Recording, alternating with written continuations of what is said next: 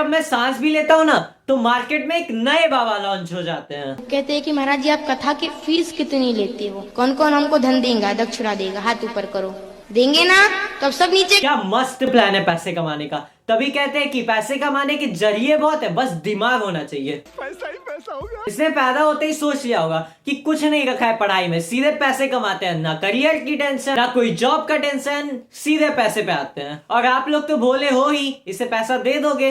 उनका सुख है मेरा सुख है, उनका दुख है मेरा दुख है। यार अब सच में किसी को इंडिया में डॉक्टर पायलट नहीं बनना, सबको बाबा बनना है। जी आप सबसे दक्षिणा मांग रहे हो, मैं आपसे बस एक चीज मांगना चाहता हूँ, आपकी 3 क्लास की मार्कशीट, क्योंकि उससे आगे आप पढ़े नहीं होगे।